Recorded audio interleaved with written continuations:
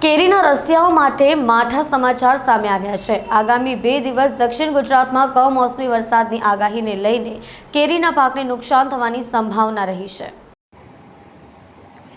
હવામાન વિભાગની આગાહી મુજબ રાજ્યમાં ફરી કમોસમી વરસાદ થવાની ભીતિ સેવાઈ રહી છે।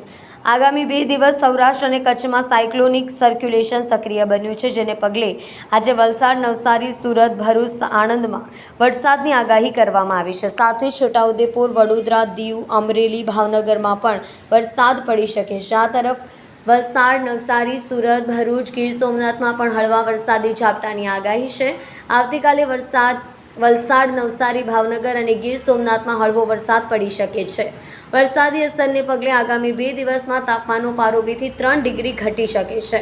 અમદાવાદ અને ગાંધીનગરમાં 39 ડિગ્રી તાપમાન પણ રહેશે। આ કમોસમી વરસાદને કારણે કેરીના પાકને નુકસાન થવાની ભીતિ સેવાઈ રહી છે।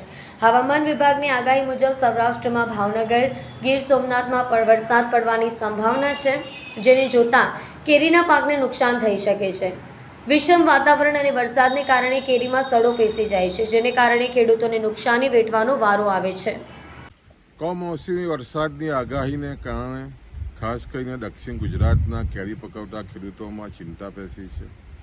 દક્ષિણ ગુજરાત ખાસ કરીને બાગાયતી પાકમાં કેરીનો પાક લગભગ વલસાડ, નવસારી, સુરત થઈને 80 થી 85 હજાર હેક્ટરમાં કેરીના બગીચાઓ છે।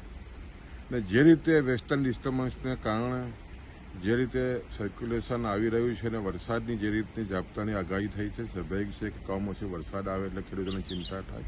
અને હાલમાં જે રીતે કેરીનો પાકના મરવાઓ તૈયાર છે અને ખાસ કરીને આ વર્ષે સતત 2 માવઠા થવાને કારણે તમે જો તો માર્ચ મહિનામાં પણ જે રીતે માવઠું થયું એને કારણે જે મોર આવ્યા પછી જે ખાસ કરીને મરવાનું જે સેટિંગ થવું જોઈએ ન થવાનું કારણે આજે પણ દક્ષિણ ગુજરાતમાં માંડ 30 થી 35% પાક કેરીનો છે। અને એવા સમયે ફરી પાછું જ્યારે માવઠાની આગાહી થઈ રહી છે ત્યારે ખેડૂતોમાં ભારે ચિંતા છે।